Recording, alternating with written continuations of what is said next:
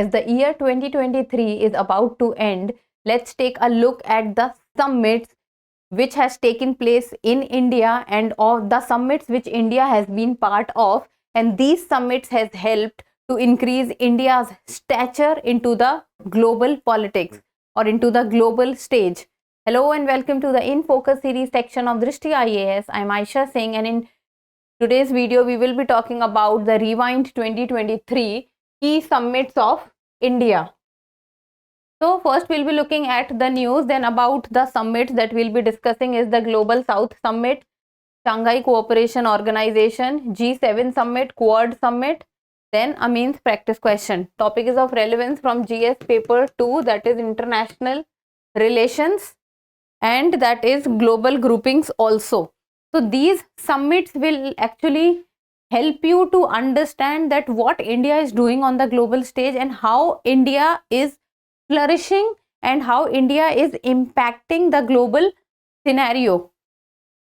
So the news talks about Rewind 2023, a look at key summits that showed India's growing heft on global stage. Important word here is India's growing heft on global stage.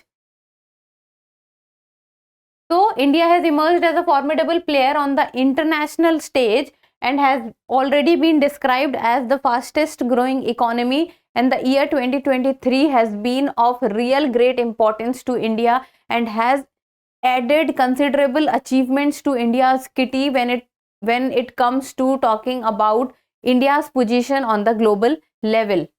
Then participating in a series of high profile summits and bringing together leaders from diverse nations to discuss global pressing issues. So first of all, India's G20 summit success. Now this is a summit which has changed the global scenario for India and has increased India's stature, India's heft on the global stage, and has put India in the category of very few countries who has been able to deliver a consensus on a declaration and has been able to include a member into the G20 grouping, and has been able to increase and diversify the area of the G20 grouping. So New Delhi played host to the 18th G20 summit, and few of the achievements that India talked about is the G20 declaration that has taken place and a consensus was reached there. Then African Union was included as a new member in the G20 grouping. And African Union is a 55 member grouping, and this is the second grouping which has become a part of the G20, first being the European Union. And then the India, Middle East, Europe Mega Economic Corridor has also been signed, which will help in increasing the economic prosperity and the economic and the growth scenario of the world, and especially from the perspective of India, Middle East and Europe. And the Global Biofuel Alliance was also signed. Now Global South Summit. Global South Summit also, India was one of the major players and has been the forerunner in this summit, as the summit majorly focused on the developing countries, the third world countries, the countries of the global south. So India hosted the second. So India was the host. India hosted the second Voice of the Global South Summit, and this summit took place in the virtual format for solidarity in the developing world. So this Global South, it is a summit of the developing countries, the countries for the third world, and that is why India is a forerunner in discussing about the Global South Summit. And India was a key player in both the non-alignment movement and the G77, and that is why it was addressing the current geopolitical and economic challenges more effectively.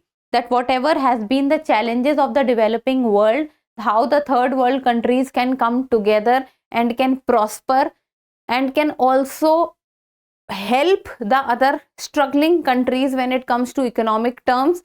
How can how can the countries of the global south move together and can help in each other's in and how it can help the corresponding and the surrounding countries also to flourish economically. Then PM Modi inaugurated the Dakshin Global South Center of Excellence, which is a think tank. So this think tank will actually look into the perspective of how things can become better for the third world countries and how these countries can come together, form a alliance and can help each other in achieving the growth, in achieving the economic prosperity, in achieving the good GDP scale, and how it can also help in increasing the stature of the third world countries and how they can come up and compete with the other countries which are doing really well. Then the virtual Shanghai Cooperation Organization, that is the SCO. So this took place in July 2023 and India was the host. And majorly the discussion was about Russia-Ukraine war, and it is a Shanghai Cooperation Organization, so it was also talking on the topic of terrorism. And the SCO as we all know, this year Iran was included in the Shanghai Cooperation Organization and the total number of members are now 9, and the headquarters of SCO is in Beijing. And the PM Modi talked about the concerns related to terrorism and territorial integrity. Terrorism has been a major topic as India is a country which shares its border with two of the very volatile neighbors, and these neighbors that India has, these volatile neighbors, causes a lot of problem on the India land borders.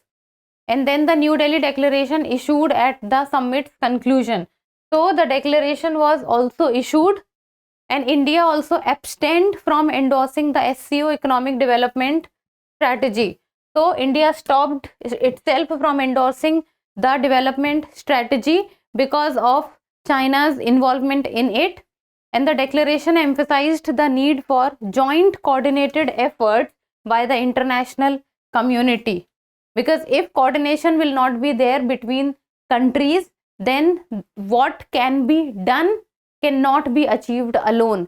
There has to be a coordination between countries to achieve greater things or to achieve greater goals. Then about the G7 summit. So G7 summit is, the chair for the G7 summit was Japan, and it has US, Canada, then it has UK, it has Japan, it also has Germany, it has France. So the G7 summit has the developed nations in it. So the chair or the host for this time was the Japan, and it hosted the leaders summit in Hiroshima in the month of May, and they talked about the support of Ukraine, Indo-Pacific region, climate change with the Russia-Ukraine war. Climate change is also one of the topics which has been discussed majorly in almost every summit. Then economic resilience and economic security, energy and food security. Food security has been a topic because of the war which has been going on, because when the war started, the supply chain was majorly affected at a very larger scale. So there was a situation and there was a point where the topic of food security was raised. Then India was among the 8 countries who was invited to participate, and Prime Minister of India, which represented India in the G7 summit, was invited to speak, and he spoke on a variety of issues that ranged from food system strengthening, fertilizer supply chains, and promoting digital technology for global farming. So digital technology and digitally India doing good is one of the topics that the PM of India has been very fond of or has raised it multiple times on the global scenario. Then the Quad summit, it also took place in Hiroshima in May and this talked about a vision for a free, open and inclusive Indo-Pacific. Free, it means the countries can freely move. Open, it means it should be safe and it should be open for all. Inclusive, Indo-Pacific region.